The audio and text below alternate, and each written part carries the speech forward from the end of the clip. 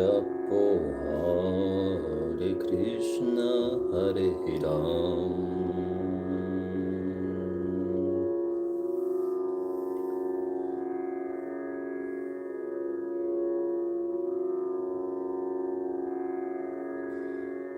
Tvameva Mata Pitta Tvameva Mandushkasaka Tvameva Vidyam Dravinam Tvameva Sarvamam Deva Deva Srimadbhagavatam ki jai.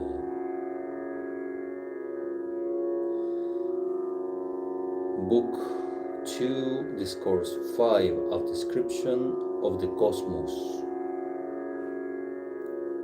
Narada said, My obeisance to you, O God of gods, creator of all beings, forefather of all, kindly instruct me in that wisdom which makes one realize the truth of the Spirit.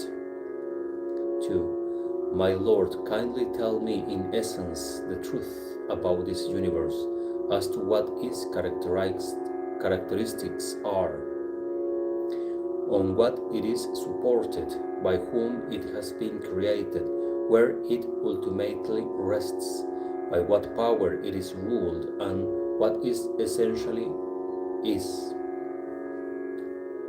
3. You surely know all this, for you are the Lord of that which has come to be, that which is still to come, and that which is coming into existence. Like a fruit of the emblic mirobalan on the palm of one's hand, the universe is within the range of your knowledge.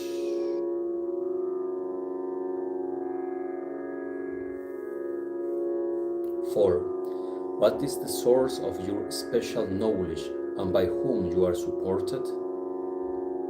To what power do you owe your allegiance, and what is your essential nature? Single-handed you create all beings out of the 5 elements by wind of your own Maya. 5. Even as a spider spins a web out of his own mouth without any exertion, and sports in that web, so do you create all beings in your own self by your own energy and remain unchanged yourself. 6.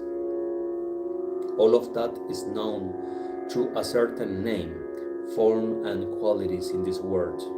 O Lord, I know of nothing animate or inanimate, high, low, or mediocre, which has its source in anything other than you. 7. By the fact that even you, the supreme ruler of all, practice austere penance with great concentration of mind, you bewilder us and let us to suspect that there is someone higher than you. 8. Omniscient as you are, O ruler of all, I ask you all this. Pray, therefore instruct me in such a way that I may follow your teachings correctly. 9.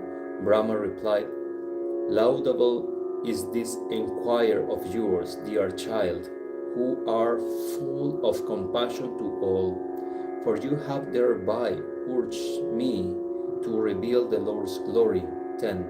It is not without truth either that you have spoken about me, my son, for until one has come to know him, who is even greater than me, all this greatness appears as belonging to me.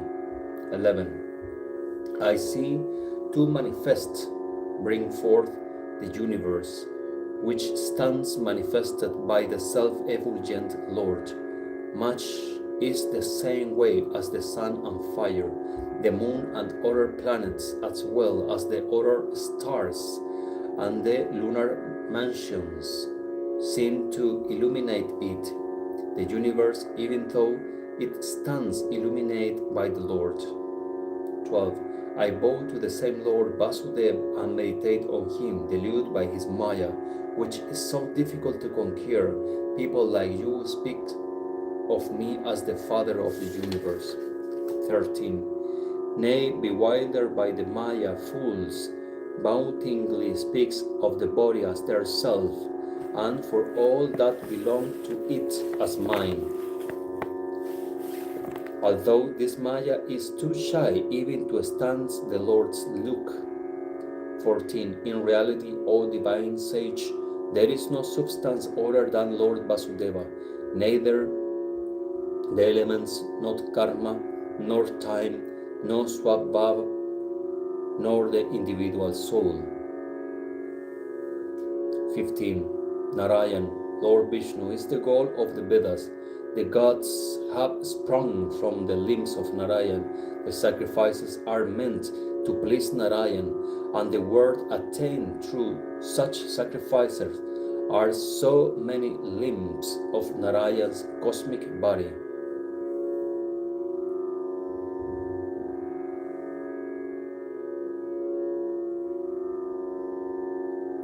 Narayan is the ultimate object of all yoga. All austere penance is instead to propitiate Narayan.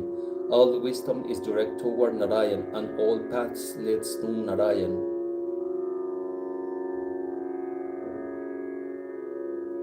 17.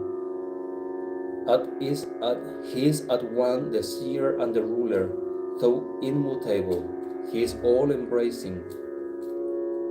It is he who created me, and encouraged by his glance, I evolved this creation.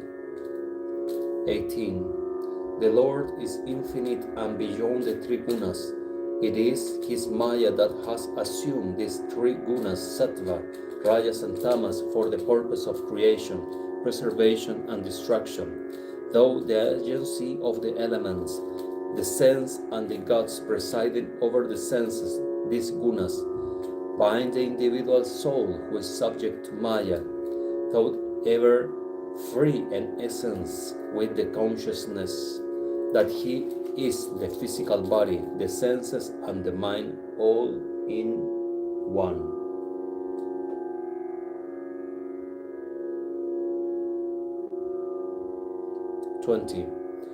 The self-same Lord who transcends sense perception envelopes himself beyond recognition with these three sheets of matter. He is the ruler of all being as well as of myself, O Narada. 21. Intent upon becoming many at the dawn of creation, the Lord of Maya assumed at will by his own Maya, time, karma, and swabhav that had already existed in a latent form in his being. Time disturbing the equilibrium of the three gunas, swabhav transformed them, and from karma was evolved Mahat. All this functioning through the power of Lord himself. From Mahat, as it underwent transformation, dominate as it was by Rajas and Sattva, emanate and evolute, which was dominated by the elements of Tamas, and was made up of three factors, Dravya, Jnana, and Kriya.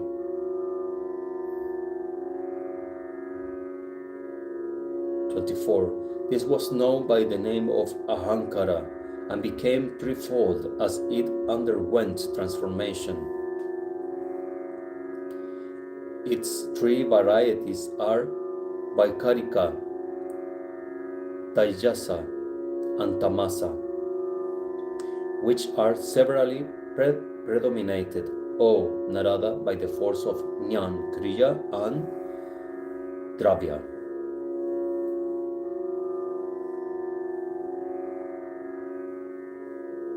From the Tamas Ahankara, the origin of the five gross elements as it underwent transformation was evolved ether, Sabda, sound, is the subtle form as well as the distinctive characteristic of this element. And it is sound which furnishes a clue to the seer and the seen. Quote, there is a note here, reads, suppose someone standing behind a wall loudly exclaim, "Elephant, elephant!" Here it is this ejaculation that indicates the presence. I think this word is not correct here, but is this speaking that indicate the presence of a man who sees the elephant as well as of the objects he sees. 26.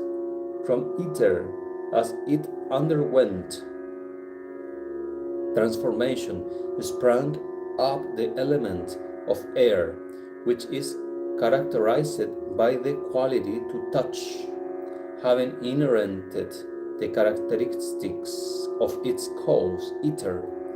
It is further characterized by the quality of sound.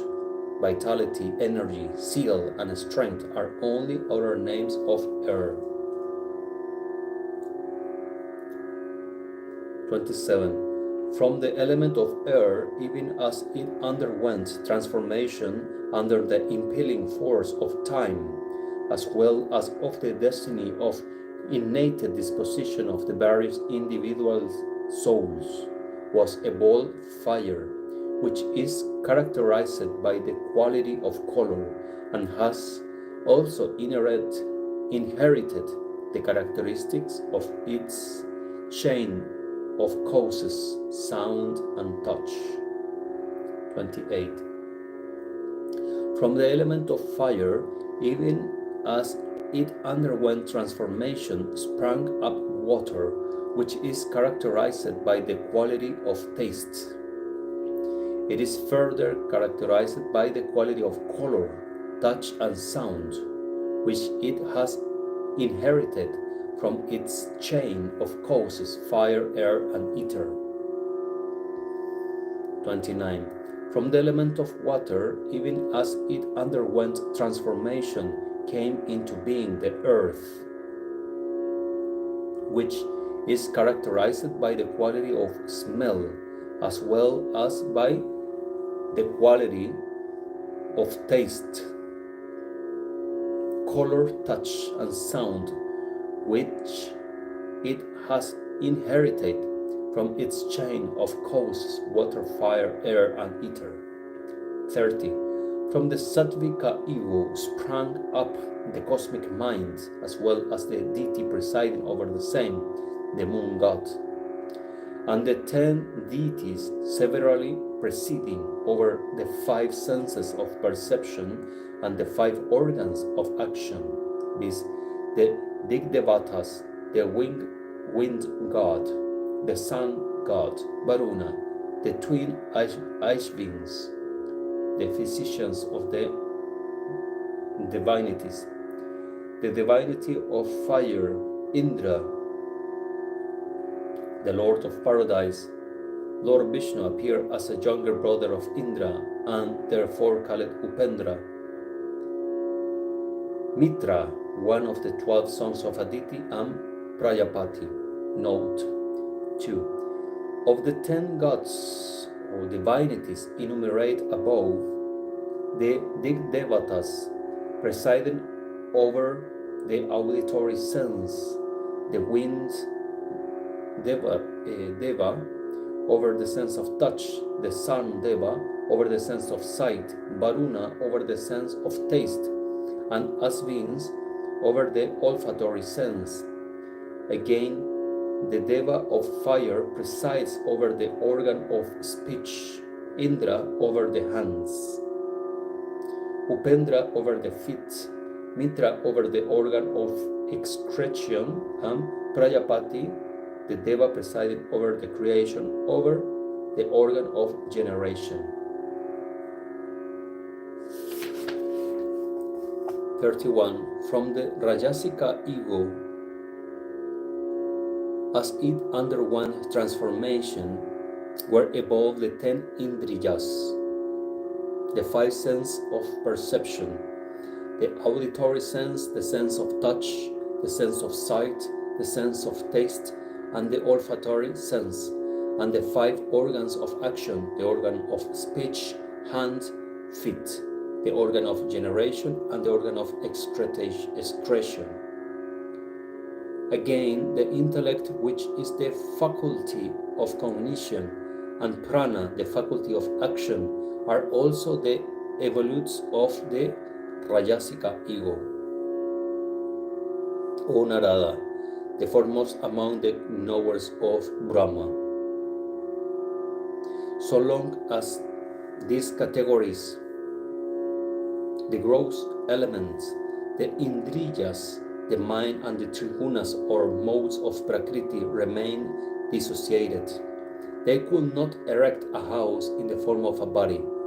Then, urged by God's power, they combine with one another, and assuming between themselves the role of cause and its effects, produce both the cosmic and the individual body. The macrocosm is the form of an egg, in the form of an egg, laying on the causal waters in a lifeless condition for 1,000 years, with the help of time as well as of the destiny and innate disposition of the individual souls, whoever at the end of this period, the Lord, who is the life-giver of all, infused life into this egg.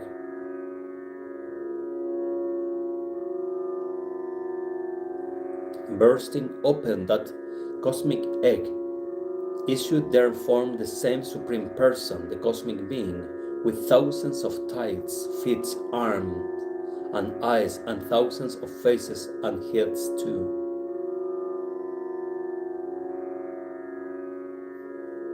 36. It is in his limbs that the wise locate the various worlds comprised in this universe, the 7 lower spheres below his waist, and the 7 higher spheres above his hip and loins. 37. The Brahmana represent the mouth of this cosmic being, and the Kshatriya, his arms. The Vaishya emanate from the Lord's thighs, and the Shudra from his feet. 38. The 7 subterranean spheres and the sphere of earth are located in his lower limb, from the feet up to the waist, the Bhuvarloka, in his navel, and the Swarloka in the heart, and the Maharloka in the breasts of the Supreme Being. This shloka we will study in a proper video I will make just after this reading.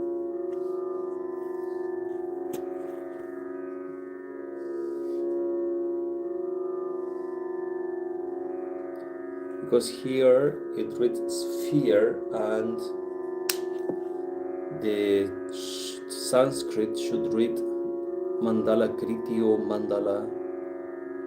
Let me check.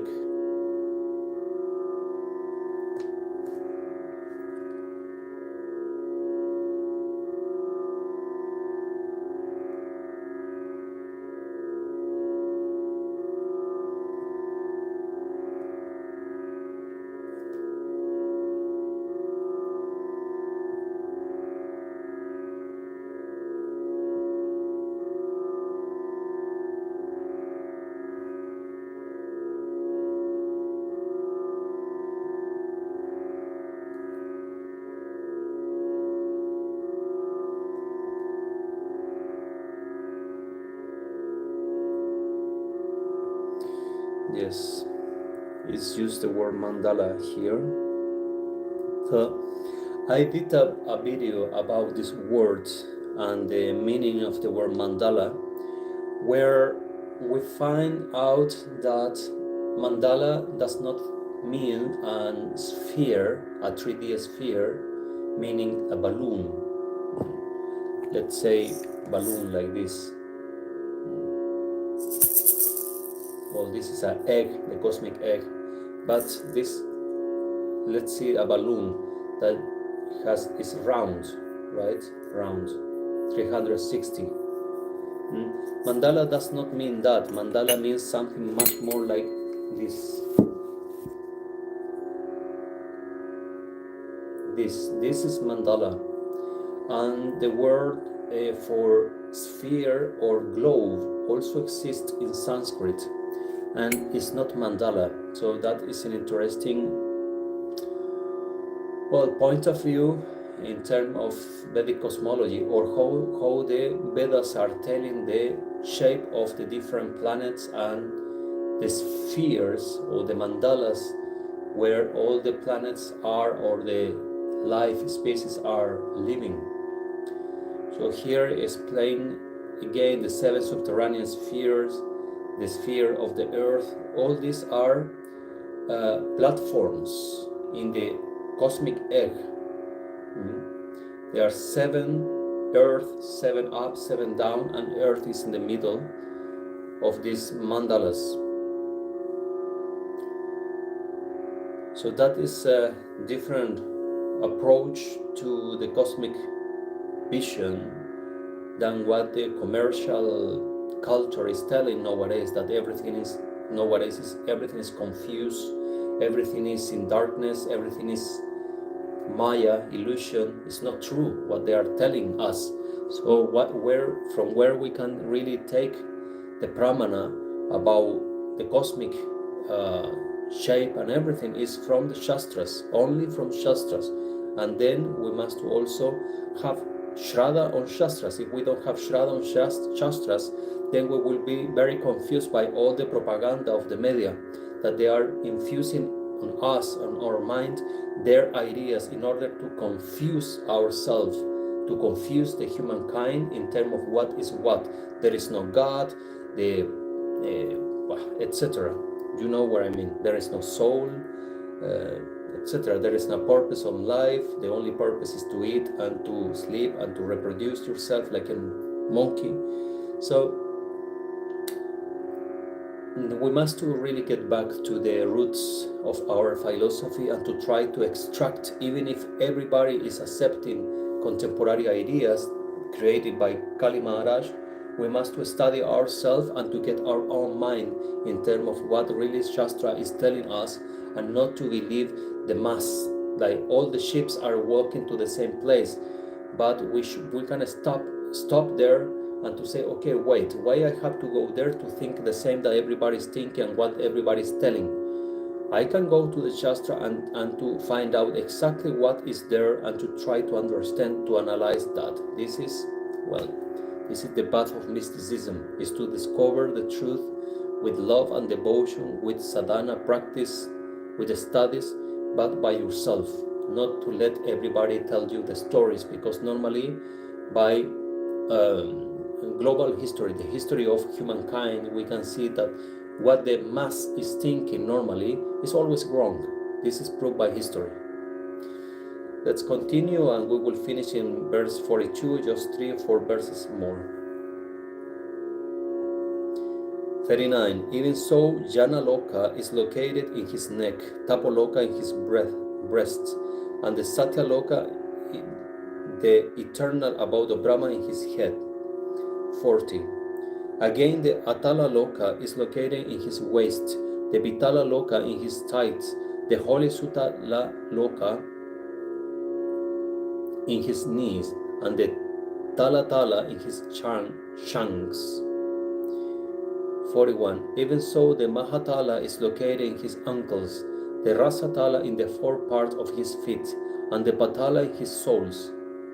In this way, the Supreme Person represents the aggregate of all the 14 words. According to another arrangement, the sphere of the earth is located in his feet, the Bhuvar Loka in his navel, and the Swar Loka in his head. This is how the 3 words are located according to this arrangement. This is verse 42. Thus end the fifth discourse in Book 2 of the great and glorious Bhagavata Purana, otherwise known as the Paramahamsa Samhita. Srimadbhagavatam ki jai. Jai Sri Radheshyam. Japo Hare Krishna Hare Ram. Thank you very much for watching, and see you in the next. Jai Sri Radha.